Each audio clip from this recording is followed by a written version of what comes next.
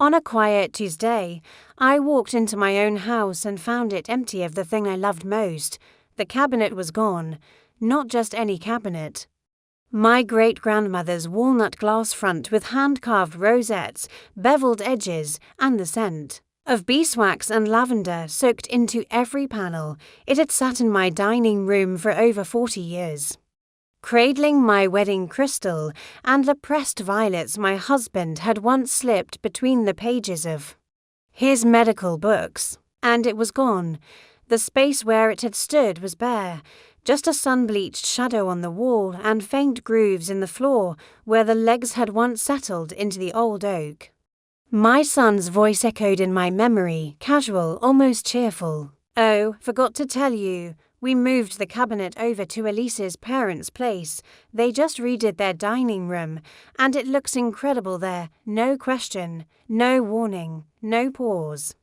They'd taken it while I was at a doctor's appointment, a small outpatient procedure, a few hours away from home, and that's when they chose to make their move. He had a key, of course. I'd never once changed the locks. I'm Margaret Lane, I'm 71, and that was the moment I knew I didn't live in my own life anymore. I was just visiting. Subscribe. And tell me in the comments where you're watching from. Thanks. I stood in the doorway for a long while, my purse still looped over one shoulder, scarf still knotted beneath my chin. Everything else was there, the table, the chairs, the tray of unread mail, but the room had a hollow sound now, as if the air moved differently without that cabinet. They hadn't even covered their tracks. The corner of the rug was folded from where it had been pushed aside, a fresh scuff on the moulding, and something else, a faint oil smear on the floor where the movers had set down their dolly. I sat down at the dining table and stared at the empty space. I didn't cry. Not then. I just watched the light coming through the window the way it always had, trying to understand how something so deeply rooted could be lifted out so cleanly. They'd always admired it, Elise and her parents, vintage elegance. She'd said once at Christmas, her mother had trailed a finger along the glass and said, "They just don't make them like this anymore." No, they don't, and people don't either. That night, I made myself toast, not out of hunger, but to hear something crunch, something solid. And I sat with it on my lap while the television murmured in the background. The cabinet-shaped emptiness just over my shoulder. It was never just about the furniture. It was about the assumption, the quiet entitlement that it belonged to them now, that I was just a steward of things they were waiting to inherit, as if my life were a room they'd already started rearranging. And the most painful part, I hadn't even fought it. I had stood there, blinking, while he said it. We moved the cabinet over. I don't know what my face looked like in that moment, but I remember what my heart did. It folded in on itself, small and sharp, like a paper cut in the center of my chest. He didn't hug me when I got home, didn't ask how the procedure went. He was on his way out, grabbing something from the hall closet. He just said it like a man announcing he'd picked up milk, like I should be grateful someone wanted the old thing. It was never about the cabinet. It was about memory, boundaries, respect, about the last few pieces of a life that still had my fingerprints on it, things I chose, cherished, cared for with hands that were growing slower but not weaker. I thought about calling him later. That night, I even picked up the phone, but I knew what he'd say. "You always said you wanted it to stay in the family. Elise's mom said she'd take good care of it. It's just furniture, Mom." And I would lose twice. Once in the doing, and once in the justifying. So I didn't call. Instead, I took a piece of paper from my drawer, the one where I kept old receipts and clipped recipes, and I wrote something I never expected to write. To whom it may concern the Eastmont Museum of Decorative Arts, I told them. About the cabinet, I told them about my great-grandmother, who ordered it custom in 1898 from a craftsman in Charleston. about how it survived to floods and a house fire, about the scratches inside the bottom shelf where my son used to park his toy cars. I said it deserved to be seen, to be valued. Not parceled out like an heirloom to people who saw it as decor. 2 days later, they called. Their voice was warm, careful. They had seen the photos, read the letter. They would be honored to take it. Could I come in and sign the transfer? I sat in the car after that call and wept, not because I'd lost something, but because I'd reclaimed something else, my voice. It was the first time in years that someone asked what I wanted and listened when I said it. That Sunday, I asked a neighbor to drive me. I wore my navy wool coat and pinned on the brooch my husband gave me our first Christmas, the one with the tiny opal in the center, shaped like a tulip. And I handed over the letter, the provenance certificate, and the last claim anyone had on that cabinet. I gave it away, not to spite anyone, but because I remembered who I was before they started forgetting. And when my son came by the next weekend and asked where it had gone, I simply said, "Somewhere it'll be remembered." He stared at me like he didn't recognize the way I stood, and maybe he didn't. Because I was no longer standing. In his story, I was back in mine. The cabinet was never the most expensive thing I owned, but it was one of the few I polished by hand every Sunday afternoon for years. I'd lift each piece of crystal from its shelf, carefully, slowly, and wipe the glass panels inside and out. That kind of care stays in the wood, I believe. It learns the rhythm of your fingertips. I never asked for help with those things. Not from my husband, not from my son. And that was never out of pride. It was simply what I did, what I had always done, attending to the house, keeping things in order, holding the pieces of our lives in quiet orbit. I suppose most women from my generation did the same. You don't keep score when your children are small. You measure days in teaspoons and packed lunches, not in recognition. You get up early, lay out their uniforms, wash their bedding when they're sick, keep their secrets when they cry at the kitchen table. My son, Michael, was born on a sweltering August morning in 1978. I remember the ceiling fan spinning above me in the delivery room and how I counted each turn to distract myself from the pain. When they handed him to me, I didn't cry, I just looked at his face, small, furrowed, new, and thought, well, there you are. From the beginning, he needed gentleness. He was never the loud one on the playground, more the child who watched from the edge, tugging at my hem when he was ready to go home. And I met that softness with my own. I baked the kinds of things he liked. I learned to understand his silences. I once spent 3 hours sewing a felt dragon into his school play costume because he didn't like the store-bought wings.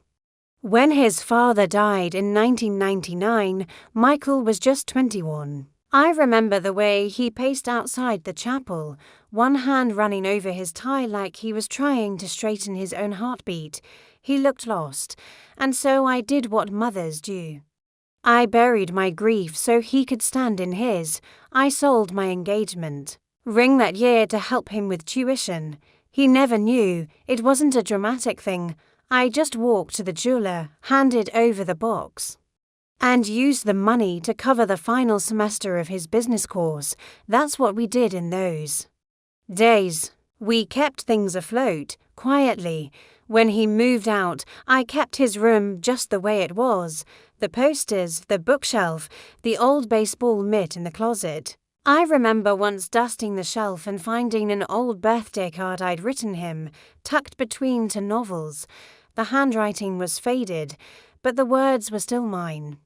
I was there through every job application, every scraped car door, every bout of flu when he was too proud to ask for help but too sick to hide it. I'd drive over with soup and cold towels, sit by his bedside, and pretend not to notice how fragile he looked. And then came Elise. She was polite, well-groomed, a little guarded. The kind of woman who always brought something when she visited. A tart, a new blend of tea, once even a tiny cheese board engraved with "Home is where the heart is." I liked her in the beginning. or at least I wanted to. But I noticed how quickly things shifted after she moved in. My name became something softer in his mouth. Mom said with less conviction. My visits had to be scheduled. There was always a new reason not to stay too long. The baby was fussy. They had guests coming. They were repainting the kitchen. Still, I stayed the course. I crocheted blankets when the twins were born. I sent flowers on anniversaries. I offered to babysit, to grocery shop, to help Elise while she healed. I never pushed.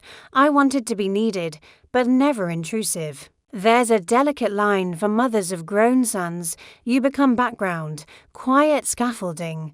They needed a down payment once, quietly, without drama. I cashed out a small retirement policy and gave it to them as a gift. They promised to pay it back when the business picked up. That was 12 years ago. I never asked again. There were birthdays I planned for their children that no one remembered I hosted, cakes I baked with names carefully piped in icing. Handwritten notes I slipped into gift bags. I watched from the corner of the room as Elise's parents were praised for the decorations or the catering. I never corrected it. What's strange is that I never minded doing all this. Not truly, because in my mind, this was love in motion. Love wasn't words or thank yous. It was action. It was steadiness. It was showing up even when no one asked, especially when no one asked. But over the years, it all started to feel like a garden I was tending alone, one where the vines grew over my name until it was no longer visible. I was the one who remembered birthdays, who paid for braces, who stocked the freezer when Michael broke his wrist, who cleaned up after their first dog when they had to rush to the emergency vet. There's a kind of erosion that doesn't happen overnight. You don't wake up and feel erased.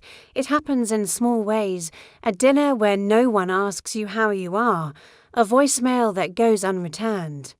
A photo on the mantel where you've been cropped out and still you hold the line because you believe maybe if you just stay kind, stay generous, stay available, they'll see you again. They'll remember. But kindness without recognition becomes a shadow, and generosity, when expected, turns into debt. I don't regret what I did, not the money, not the meals. Not the years of invisible tending, but I've learned that sometimes love given without boundaries becomes a rope others use to pull everything from you, even the cabinet that held your memories. I held space for my family until there was no room left for me, and now I was starting to wonder whether they ever truly saw me, or if I had always just been the woman who made things easy. The one who gave things away, but something in me had started to shift.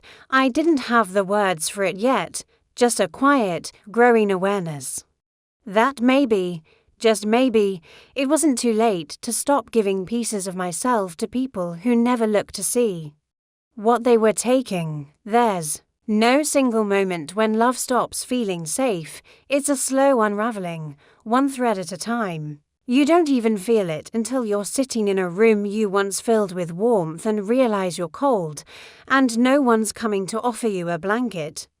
The first time I felt it was a winter 4 years ago, I had baked an apple tart for Elise's birthday, the kind with the flaky crust and cinnamon sugar folded into every layer, her favorite, or at least she'd said so once. I brought it over in a white ceramic dish, still warm, wrapped in foil with a card I'd written by hand. They were hosting a little gathering, Elise's parents, some of their friends.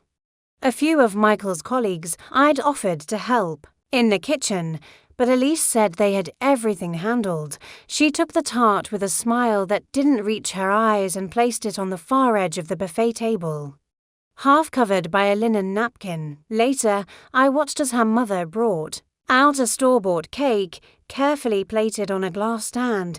Everyone gathered around it, clapped, posed for pictures. No one cut the tart. No one even acknowledged it was there.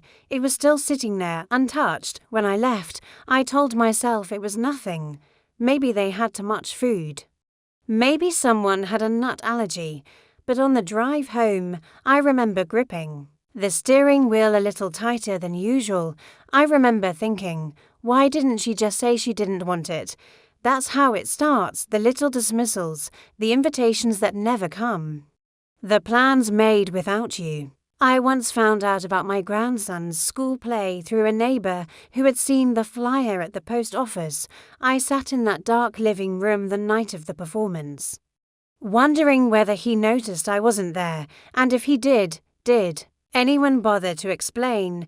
Then there were the holidays. Slowly, subtly, I began being included less. Christmas dinner became Christmas brunch. Brunch became a gift drop-off. Eventually, it was a video call, short, full of background noise, children darting in and out of frame, while Elise adjusted the camera and Michael said, "Sorry, Mom. Things are a bit crazy this year. The first Christmas I spent alone. I didn't decorate the tree. I just couldn't bring myself to. I left the box of ornaments in the hall closet and made myself a bowl of soup. I watched an old movie on TV and tried not to look at the empty hooks where the stockings used to hang. No one called again that evening. And birthdays, they became text messages, 1 year. Michael forgot entirely when I mentioned it gently. The next week, he laughed and said, "Did we really miss it? I thought it was the 18th. It's the 12th. It's always been the 12th. He was born on the 4th. I never once forgot." There's a kind of quiet devastation that builds over time. It's not the big betrayals that wear you down. It's the erosion, the slow removal of acknowledgement, the way your opinion is tolerated, not sought, the way decisions are made around you, about the children, about the house, about family, as if your role had expired and no one told you. I once suggested a book for my granddaughter, a novel I had loved when I was her age. Elise smiled and said, "She's not really into old-fashioned stuff." That same year, I gave her a necklace that had belonged to my mother. She left it in its box, unopened, on the edge of the kitchen counter. A week later, I saw it listed in a charity auction on Elise's social page, no mention of who had given it. Just a caption, "Vintage piece for a good cause." I didn't say anything. What could I say? I used to think that maybe I had changed, that perhaps I'd become less interesting, less needed, less central to their lives, but the truth is, I hadn't changed. I'd simply stopped being convenient because I still remembered, I still gave, I still showed up, but they no longer saw that as love, they saw it as expectation. There was a time, years ago, when Michael got sick with pneumonia. He was in his 20s. Still living alone, stubborn and underweight, I slept on his couch for a week, waking up every few hours to check his fever, to bring him water, to wipe his forehead with a damp cloth. I whispered to him while he slept, telling him he was strong, that he'd be fine now. When I cough during a phone call, Michael says, "You should probably get that checked." Before quickly changing the subject, I've learned that there's no word for this feeling. It's not abandonment, exactly. It's not even rejection. It's absence. It's being erased in plain sight. Like someone painting over your reflection while you're still standing there. There's a moment I think about often. I was visiting their house one spring afternoon. Elise's mother and I happened to be in the kitchen at the same time. She opened a cabinet to get a teacup and said, almost as an afterthought, "You know, that hutch your son brought over really completes the room. It's got such beautiful history." I nodded, even smiled, but inside, something cracked. She didn't say thank you. She didn't even acknowledge that it had been mine. And Michael, he stood by and said nothing. I went home that day and took out an old photo album, not to wallow, just to remember. I found a picture of me and the cabinet back in the early 80s. I was in my 30s, wearing a brown skirt and a cream blouse. The glass doors were open behind me, and inside were the crystal flutes we'd used at our anniversary dinner. I looked proud, at home.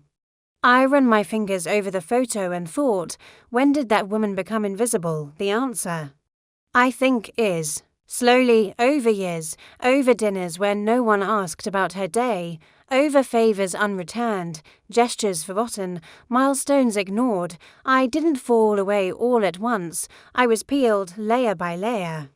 Until all that was left was the part of me that still hoped for a kind word, and then one day the cabinet was gone. That was just the final cut, but it had been bleeding for a long time. I always thought the worst pain would come from a scream, a slammed door, a cruel word hurled across a kitchen floor, but the truth is, what finally broke me didn't come with noise.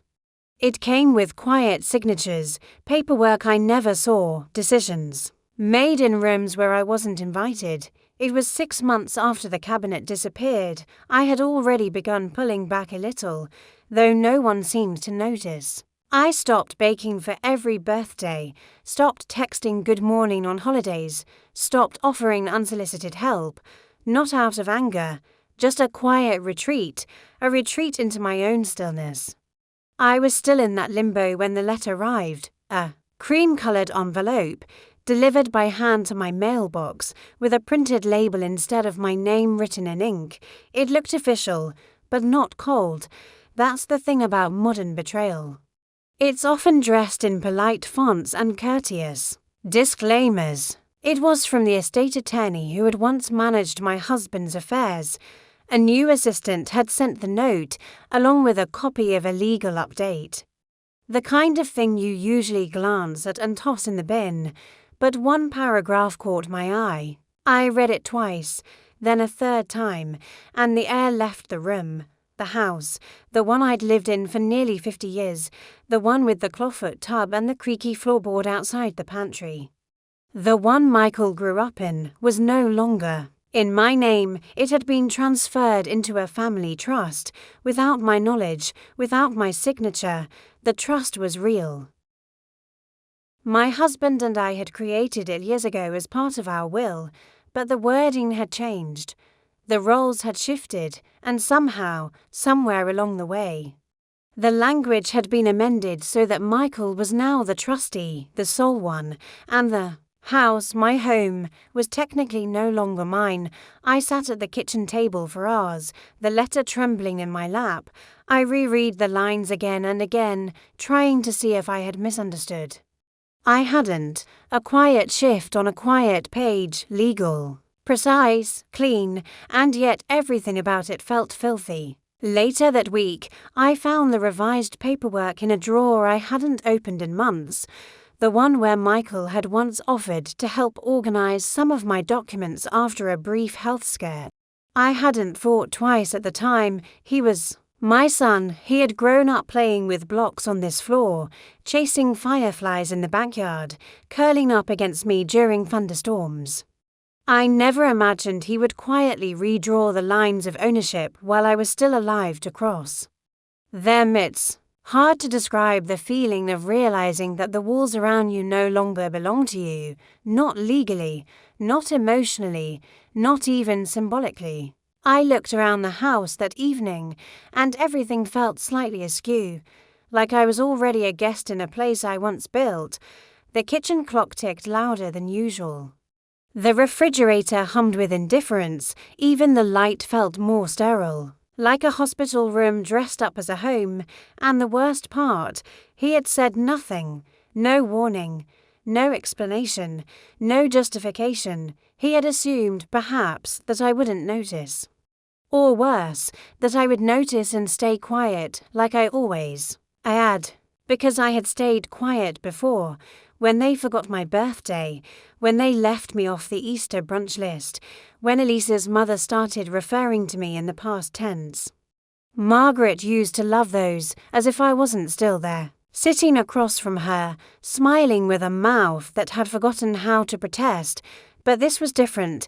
This was theft, not just of property, of agency, of dignity, of the right to stand inside my own history and say, this is mine. I didn't confront him that week. I didn't call, didn't drive over, didn't ask why. I knew the answer. It would be wrapped in soft rationalizations.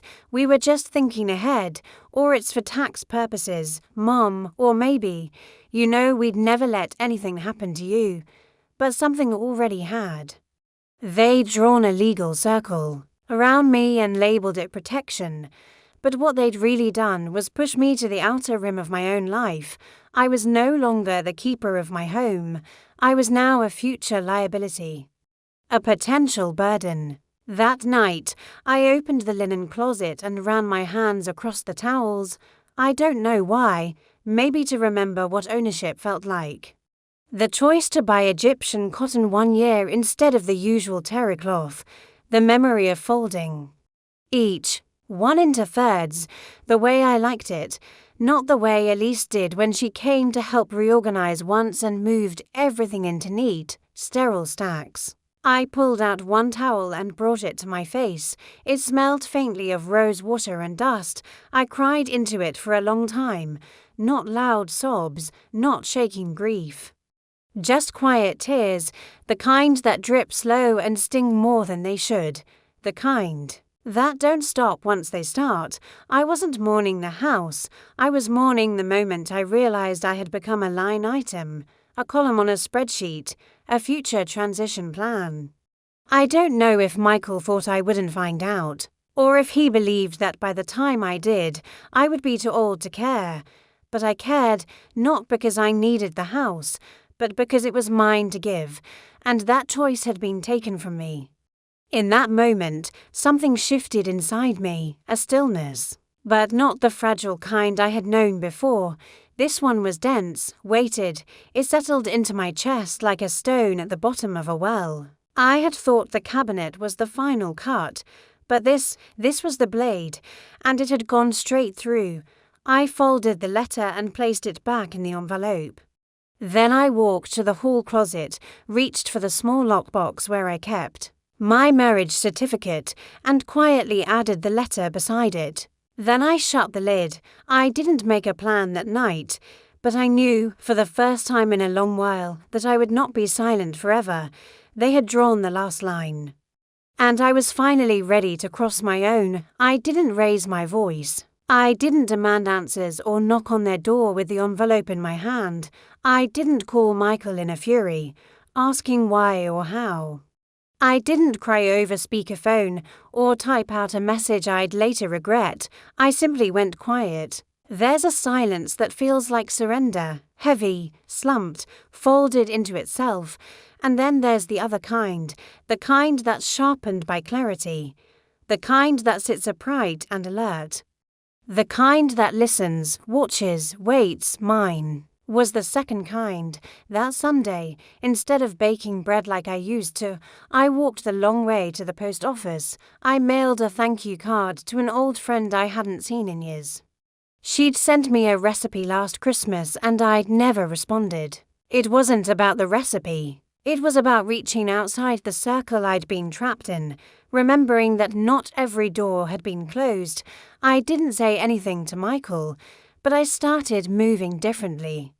Small steps at first. I found an old ledger in my filing cabinet, one I used to keep for grocery lists and bills back when my husband was alive. I dusted it off, turned to a blank page, and wrote in blue ink across the top, "What still belongs to me." It wasn't about possessions, it was about truth. I listed my name, my age, my mother's maiden name, the date of my wedding, the hospital where I'd given birth, the tree I'd planted in the backyard in 1983 that still grew wild beside the shed. Then I wrote, "My silence, my permission, my memory." It was the first time I'd ever written down the idea that memory itself was a form of ownership.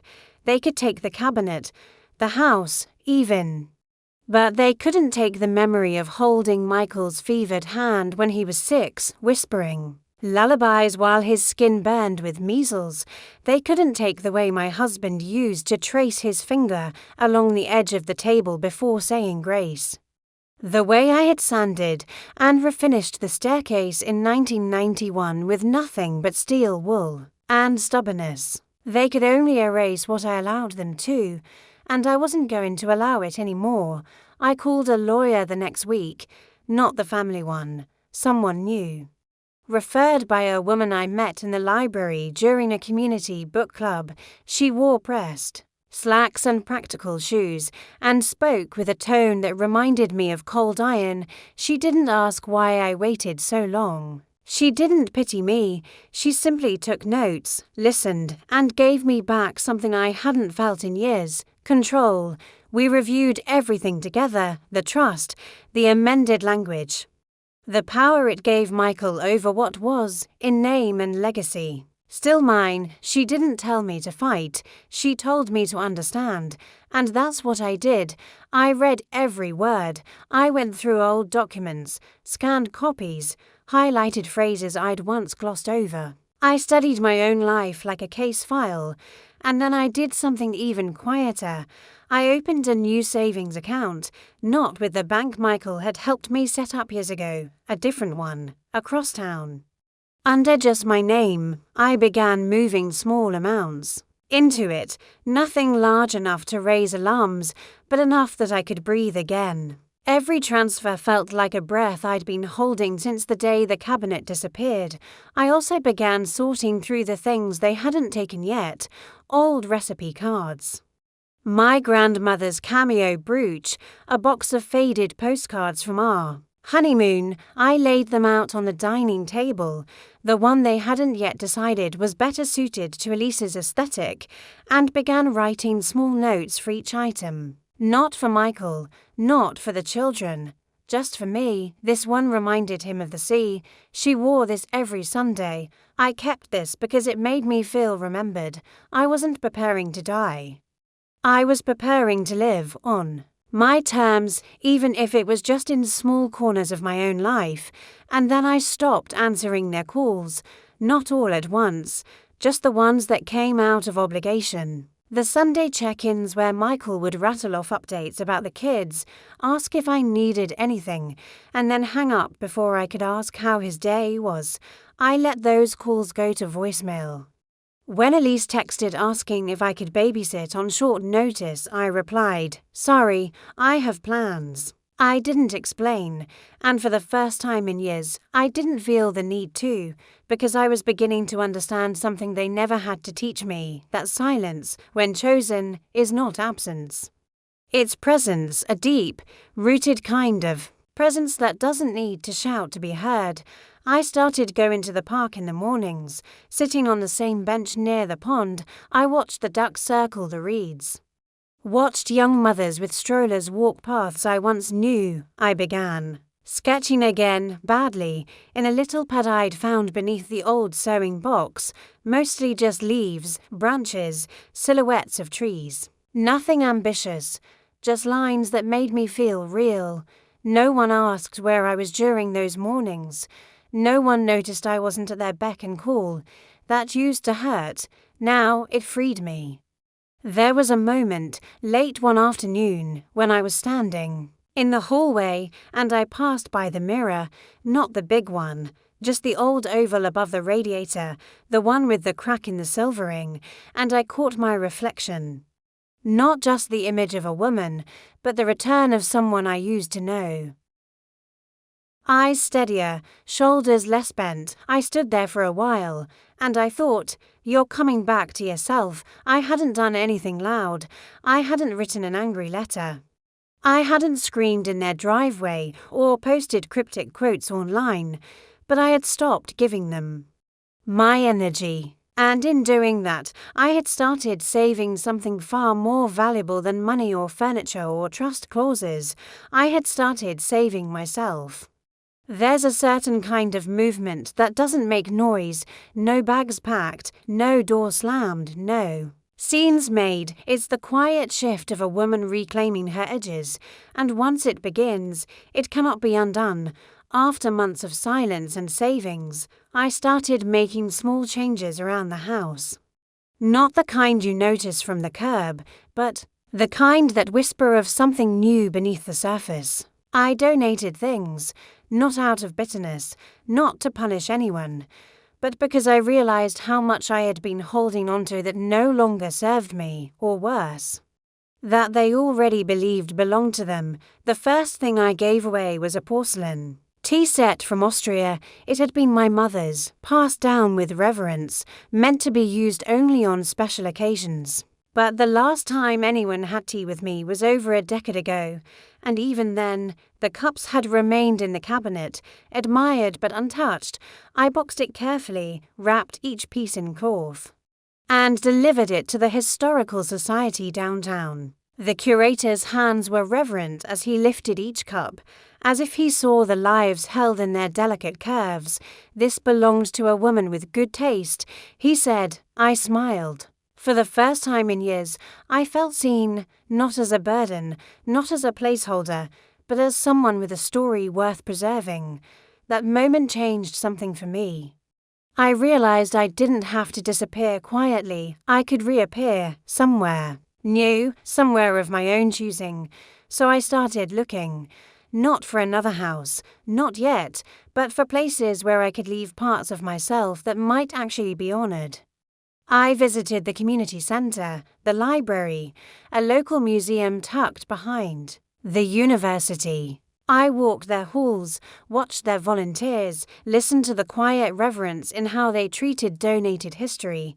That's when I thought of the cabinet. It had already been taken, of course. Carried off to Elise's parents' house, no doubt. Displayed between matching armchairs, admired for its lines and polish, but stripped of its lineage. They had wanted its presence, but not its past. So I went through my documents, every photo I had of that cabinet, pictures from birthdays, anniversaries, even one where Michael was standing beside it as a child, one hand resting on the glass. And I put together a history, its origin, its journey through my family, the years it spent in my care. Then I called the Eastmont Museum of Decorative Arts. I wasn't sure what I expected, maybe a polite decline.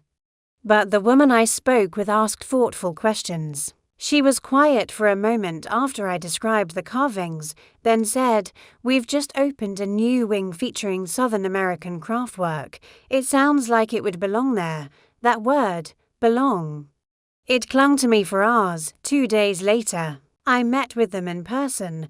I wore my good blouse, the blue one with tiny white buttons, pressed sharp at the collar. I brought the documents, the photos, even the handwritten history. They treated me with a dignity I hadn't felt in years. They didn't see an old woman offloading a cabinet.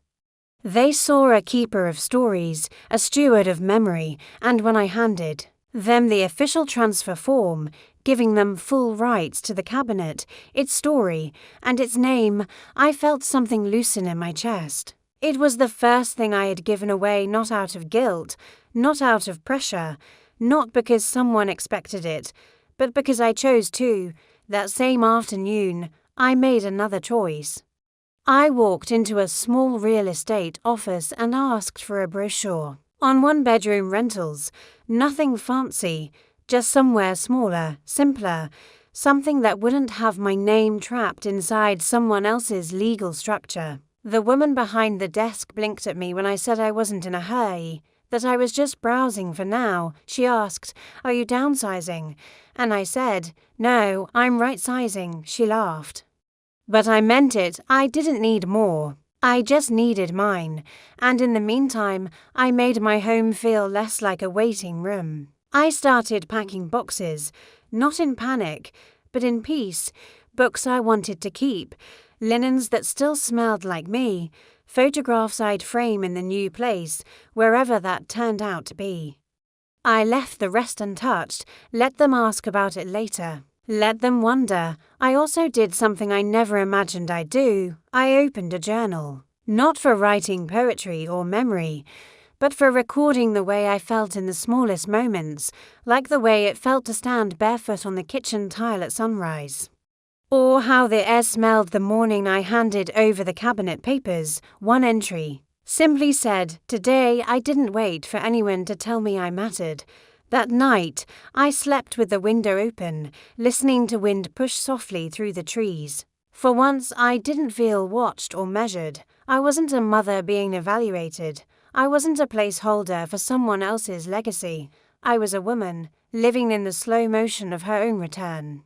A week later, Michael left a voicemail. "Hey, Mom, Elise's folks said you gave the cabinet away to a museum." There was a long pause.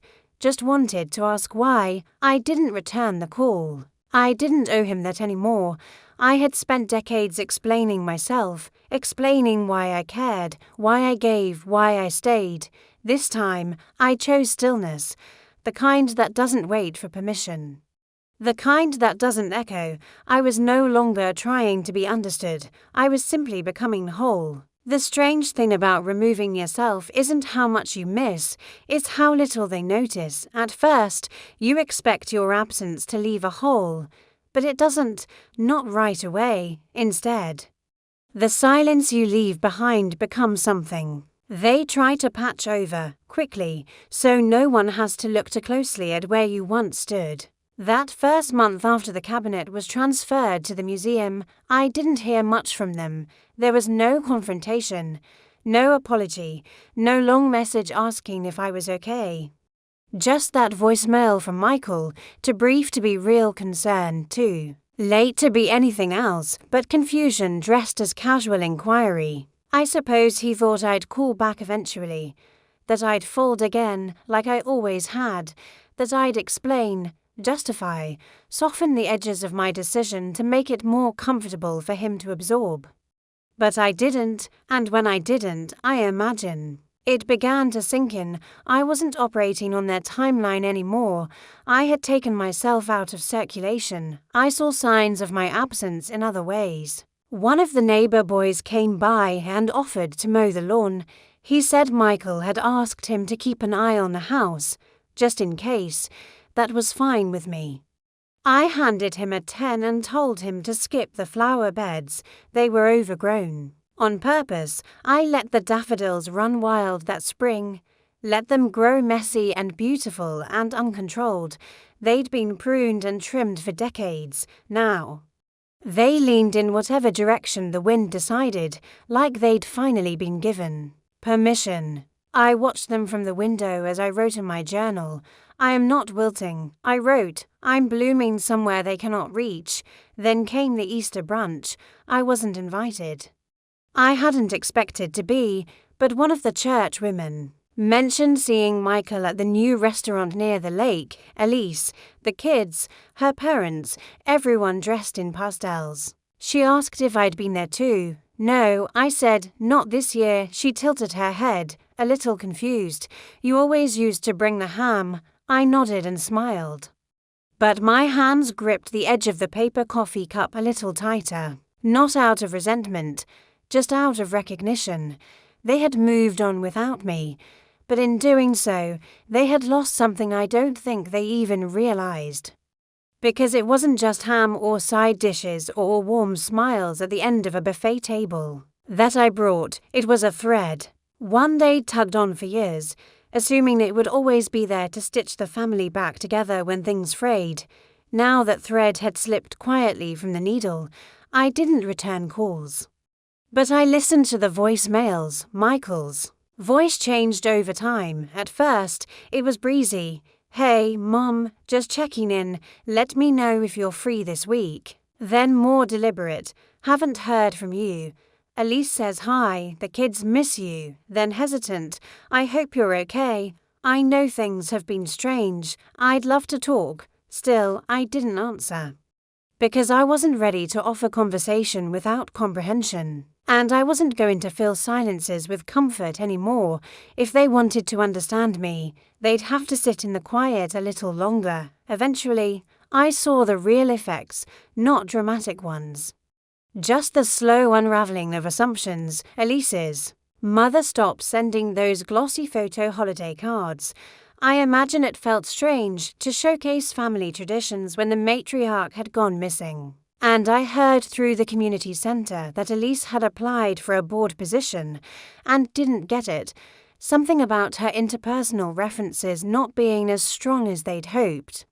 It made me think about the time I vouched for her years ago when she was trying to host a charity gala and needed someone to speak on her behalf.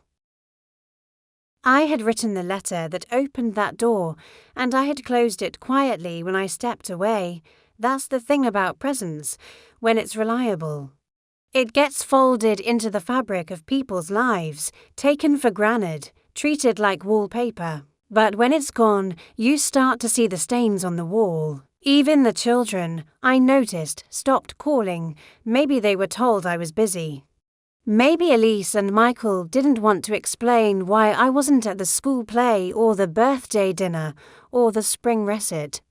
Maybe they figured I'd fade from memory gently like an old tune. But children are sharper than we think. They know when someone's been removed from a story.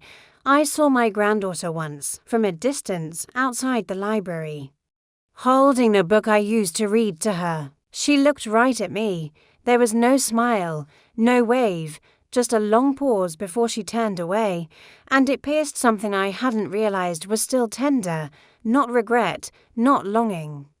Just the ache of knowing that even necessary boundaries have shadows. I didn't chase after her. I didn't call out, because I had finally learned that love, when unreciprocated, cannot be kept alive by one person alone. It has to be nourished by mutual care, and that wasn't there anymore.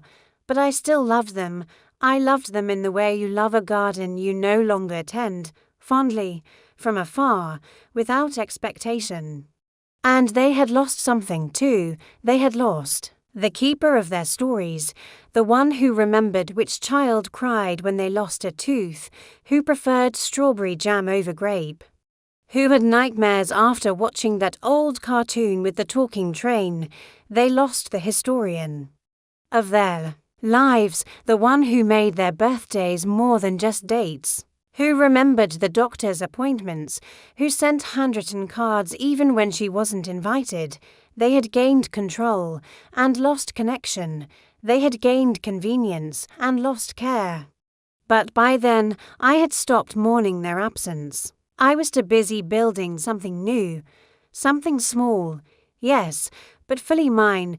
It had been 3 months since the cabinet left my house and found its place behind museum glass. I hadn't visited it yet, not because I was avoiding it, but because I wanted to wait for a day that felt still, a day when I could walk through the quiet halls without hurrying, without explanation, without looking over my shoulder to see if anyone was following. That day came in early May. The dogwoods were blooming again, white and pink, their petals like soft paper lanterns scattered across the sidewalks. I wore my olive green coat, the one I always saved for days that felt like turning points. The pockets were deep and warm, and I tucked a letter into the left one, not for the museum, not for Michael, for myself. I had written it the night before, at my kitchen table, with the overhead light low and a cup of chamomile cooling beside me. The page had stayed blank for a long time, and then, without fanfare, the words began to come. Not neat or poetic, just steady. Dear Margaret, it began. I wasn't sure why I chose to write to myself, not as I was now, but as I had been. The woman who stood in her living room and stared at the empty wall where the cabinet used to be, the woman who looked at her son and realized he no longer saw her as someone with agency. I wrote for her, the one who had stayed quiet too long, the one who gave and gave, waiting for a kind of gratitude that never arrived. I see you. I wrote, you don't need to keep proving your love through silence. I wrote about the fatigue of being useful, how exhausting it is to be needed only for what you can provide, never for who you are when you're still. I wrote about the ache of being overwritten, how others will carve their version of you unless you learn to hold the pen. And then I wrote something I hadn't meant to, something that made my hand tremble a little as the ink dried across the page. You can leave and still be whole. That sentence sat there, bold in its simplicity. You can leave and still be whole. I folded the letter into thirds, slipped it into an envelope, and tucked it into my coat pocket before I fell asleep. Now, walking through the museum, I could feel it against my hip. Like a heartbeat, the exhibit was smaller than I expected. A soft-lit gallery tucked between early American folk furniture and Appalachian textiles, but there it was, at the far end of the room, the cabinet, polished, upright, whole. It was displayed with a small placard, not flashy, just respectful. My great-grandmother's name was listed beneath the date it had been crafted, and mine was there too, as the final custodian. They hadn't called me owner, they had called me caretaker, and I felt that word settle into me like a bomb. Caretaker, not because I possessed it, but because I honoured it. I stood in front of the glass for a long time. The cabinet looked exactly as it had in my dining room, same soft gleam, same etched rosettes, same tiny flaw in the bottom panel from where Michael had once bumped it with a toy truck. But here, it wasn't waiting to be claimed, it was simply allowed to be. A few visitors wandered through the gallery while I stood there. No one asked me anything, no one pointed or lingered, and that was perfect, because I hadn't come for them. I had come to mark the end of something, and the beginning of something else. I took out the letter from my coat pocket, unfolded it once more, and read it silently. Then, without hesitation, I walked over to the small writing desk by the exhibit entrance, the kind where people could leave comments or reflections, and placed the letter underneath the stack of blank cards. I didn't sign it, I didn't date it, but I left it there in case someone needed it, in case another woman, maybe older, maybe younger, wandered through that gallery and saw in that cabinet the same story I had lived, the story of being taken for granted, the story of giving until you vanished, and maybe she would find those words and feel something shift. I can't know for sure, but it felt right when I left the museum.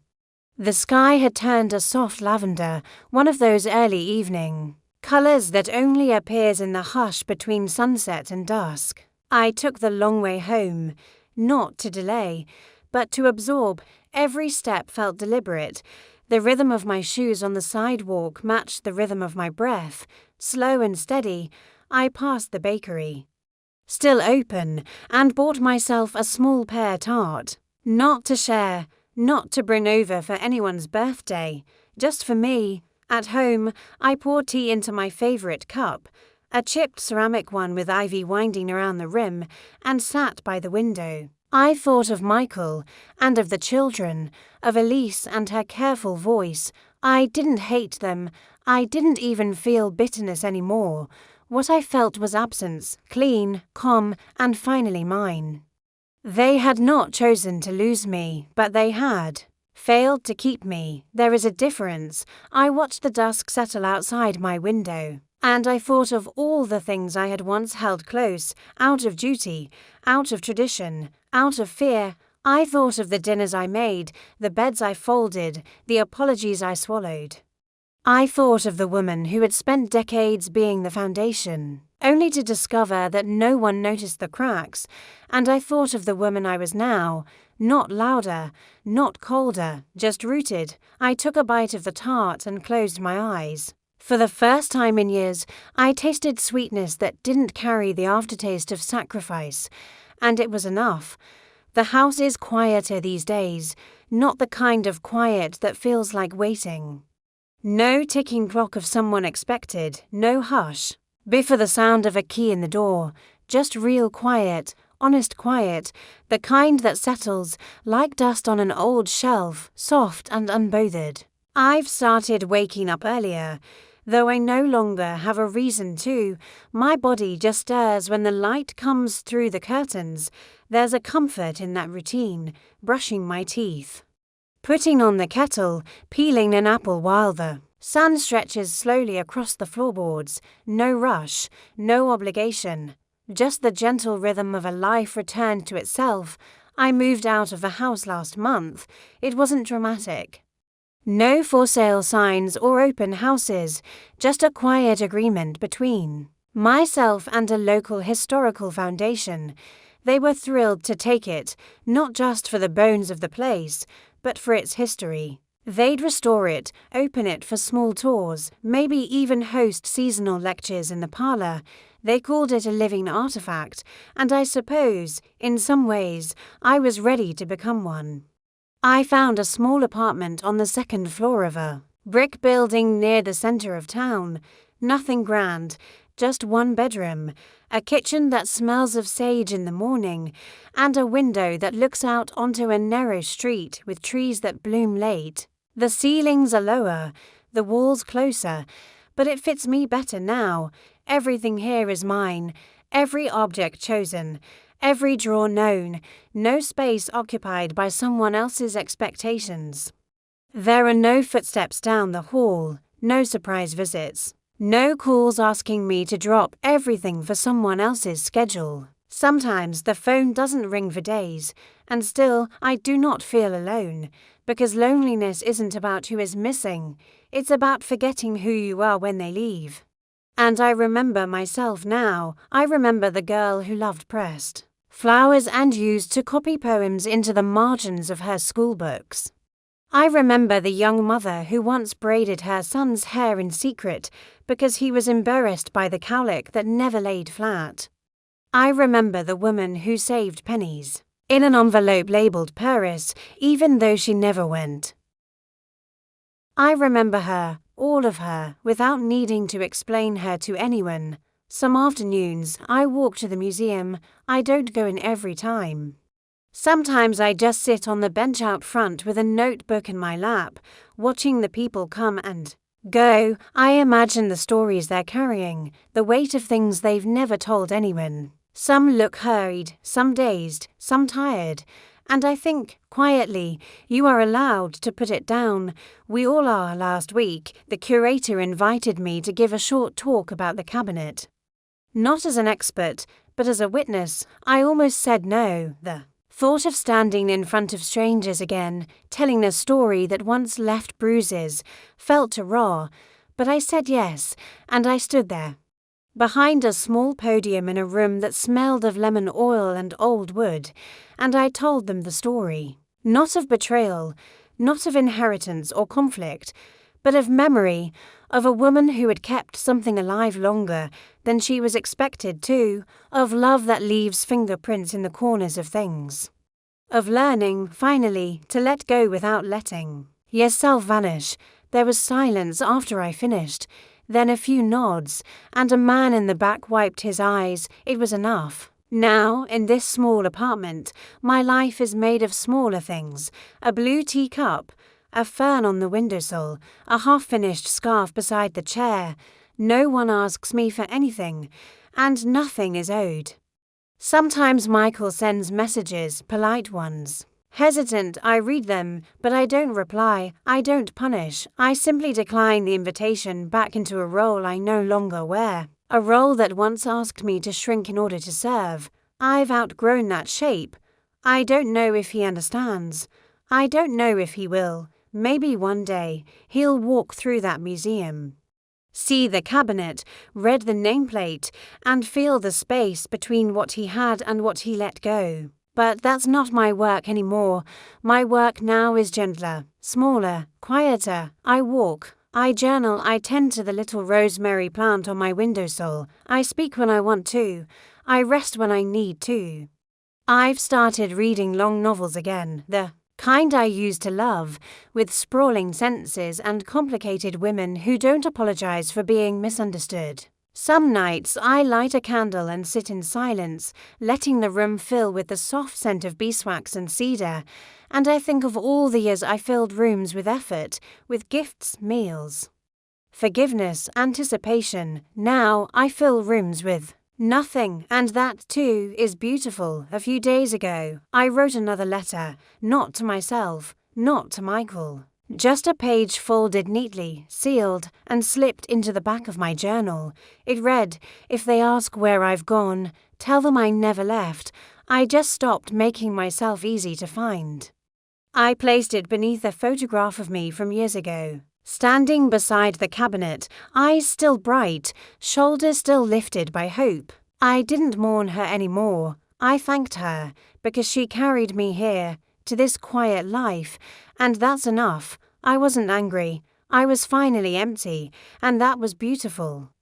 I didn't know what healing would look like at my age, I suppose. For a long time, I assumed it would never come, that healing was something reserved for the young, the ones still willing to scream, fight, demand recognition. I thought the only options left to me were acceptance or bitterness, that I had missed my window for restoration. But I was wrong. Healing didn't come as a grand gesture. It wasn't loud. It didn't announce itself or arrive with ceremony. It came in whispers, in the stillness between hours, in the warmth of a teacup held with both hands, in the feeling of waking up and not immediately remembering something I had to fix for someone else. It came in the form of peace, real peace. Not the kind you pretend to have when you smile politely at gatherings or write holiday cards you don't mean, but the kind that fills the room like early morning light, slow, golden, and gentle on the skin. I felt it one morning. About 2 weeks after the museum talk, I was folding laundry. Just a few things, a towel, 2 blouses, a pair of socks, when I noticed that my hands had stopped aching. They had been sore for months, a dull throb that came from years of lifting what wasn't mine to carry. But that morning, my fingers felt light. There's something sacred about ordinary moments like that. You can miss them if you're not careful. You can overlook them while chasing the bigger things. I used to think healing would be a return, but it was actually a release. The releasing of roles I had outgrown. The releasing of stories that no longer belonged to me. The releasing of the version of motherhood I had clung to, the one that demanded self-erasure in exchange for proximity. I gave that version a soft burial, no resentment, just gratitude that she tried so hard to love well, even when she was being forgotten. And in her place came a new self, not a reinvention, more like a remembering. Like finding an old quilt in the attic, unfolding it, and realizing your grandmother's stitches are still strong.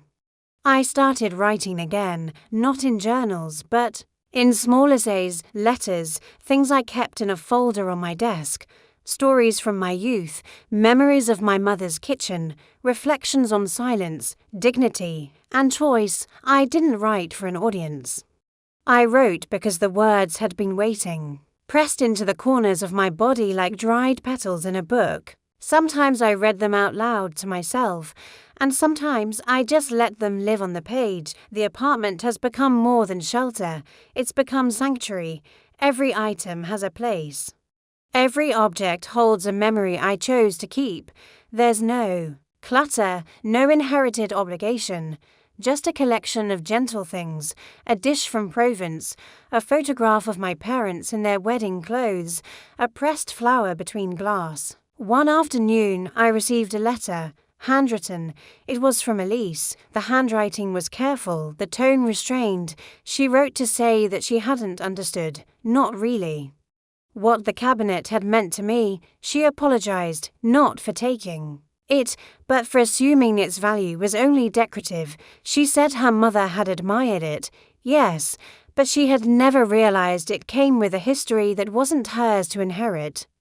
She didn't ask for forgiveness, and I didn't send a reply because forgiveness had already happened, not in a letter, but in my living. In the choice to stop handing over my story to people who never asked for the pages. Forgiveness had taken the shape of my quiet life, my slow mornings, my museum visits, my walks to the market, where the man at the fruit stall always hands me a ripe pear and asks, "How's the writing?" He doesn't know what I've been through. He doesn't need to. He knows me now, not as someone's mother or someone's mistake, but as a woman who buys pears, walks with a scarf tied just so, and sometimes hums as she reads the paper. That is more than enough. Michael has reached out a few more times. Short messages, a birthday text, a photo of the twins on their first day of school. I see the effort, and I feel the tug, but I've also learned something vital. Not every rope tossed toward you is meant to save. Some are just meant to bind you back into something you've already outgrown, so I let the rope sit there slack. Between us, I don't pull, I don't cut, I simply watch the distance stay still. One day he may ask the right question, not why did you leave, but what did I lose when I stopped listening? Until then, I keep living, this morning. I made toast with marmalade and sat by the open window while the breeze stirred. The sheer curtain beside me, a dog barked down the street, a church bell rang in the distance, and I closed my eyes for a moment just to listen, to hear the world without needing to respond. To exist without needing to prove my worth. That, to me, is joy. It's not spectacular, it's not loud, but it is mine, and when I walk past the mirror now, I don't flinch. I don't scan for signs of aging or remnants of pain. I see a woman who chose herself, who left the party early, who reclaimed the story, not to rewrite the ending, but to begin something smaller, truer, and lasting. They still speak about me, I'm sure, in the careful tones families use when they don't want to admit what they've done. She's just keeping to herself these days. She likes her privacy. She always was a little sensitive. Let them say it. Let them wonder. Let the silence answer for me. Because I am not missing. I am not bitter. I am not broken. I am simply elsewhere, fully, quietly, and finally. Me, it was an overcast morning when I decided to go back to the museum. The light was thin, silvered through a gauzy sky, and the air had that softness that arrives just before a spring rain. I hadn't planned to go that day. I rarely planned anything in advance now, but I woke with a thought nestled behind. My ribs quiet and steady. It's time. Time for what? Exactly. I wasn't sure. I dressed in layers, a long cardigan, my low-heeled shoes. I tucked a silk scarf into my coat pocket, not to wear, but to carry. It had belonged to my mother. Soft ivory, with pale blue embroidery along the edge. She used to keep it in her purse when she went out, folded neatly next to a compact mirror and a tin of peppermints. I brought it because I wanted her with me. The walk to the museum took longer than usual. I moved slowly, not because my legs couldn't carry me faster, but because I wanted to feel each step. I passed by the cafe where I once met a friend for tea after my husband's funeral. The owner has changed, but the front chairs are the same, always turned slightly toward the morning light. Inside the museum, the air smelled faintly of beeswax and old pages. It was quiet, as it always is on weekdays. A few visitors wandered the outer exhibits, soft murmurs and shoe soles echoing over the wood floors. The gallery where the cabinet lived was dimly lit, always carefully lit, with warm pools of light shining onto the polished pieces. And there it was, standing exactly as before, the old walnut still catching the light like a held breath. I stepped closer. The cabinet looked both familiar and foreign now, like a childhood home seen from the sidewalk after years away. You recognize the lines, but the windows don't reflect you anymore. The placard was still there, same description, same names, same lineage, but I didn't read it this time. Instead, I placed the folded scarf gently on the edge of the bench, near the display, and sat down beside it. I didn't cry, I didn't sigh, I just looked, and for the first time, I didn't feel grief.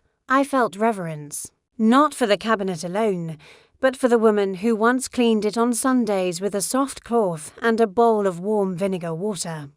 For the woman who arranged teacups by memory and could tell you which shelf held the smallest crack behind the sugar bowl. I felt reverence for the life I had built, the quiet kind, the kind with no medals, no public accolades, just a house kept standing through decades of gentle labor. I sat there for maybe half an hour. A docent passed by once, smiled politely, and left me to my stillness. I appreciated that. I didn't want to be asked if I needed help. I didn't need anything. I had come to offer something, in fact, something I hadn't yet released, even after all this time. As I sat there, I reached into my coat and pulled out a small envelope. Inside it was a photo, One I had taken from the back of an old scrapbook. It was me holding Michael. Just weeks after his birth, my hair was pinned back. My eyes looked exhausted and radiant. He was swaddled in a yellow blanket, one fist curled near his cheek, on the back, in my handwriting. It read, "We were both so new," and I loved him instantly. I had held onto that photo like a talisman. It reminded me of who I had once been. To him, before the forgetting, before the silence, before the roles changed and the ownership shifted. Now I slipped the photo inside the folded scarf, tied it gently, and placed it behind the bench, tucked out of sight. Not as a gift for anyone else to find, but as an offering, a small act of closure, wrapped in cloth and memory. When I stood up, my knees ached a little, but my heart didn't. I turned and walked toward the exit, taking one last glance at the cabinet. I no longer needed it to remember me. It had done its part. It had carried the weight. It had been seen. Now it could rest too. Outside, the sky had darkened slightly. A fine mist had started falling, not enough to run from, just enough to make the pavement glisten. I didn't hurry. I let the rain touch my cheeks like a blessing. Back at home, I boiled water and made a cup of black tea with honey. I sat by the window, barefoot, the hem of my trousers damp from the walk. I didn't open a book. I didn't turn on the radio. I just watched the rain and thought of the softness that had returned to my life. There are seasons, I've learned, that come after the ones we prepare for, seasons that aren't loud or celebrated, but deeply important, the season of repair, the season of solitude chosen rather than imposed, the season of enough. Later that evening, I received a letter in the mail. It was from the museum. A note thanking me for my earlier contribution and letting me know that a visitor had commented on the cabinet story, saying how moved they were to learn of the women who had preserved it across generations.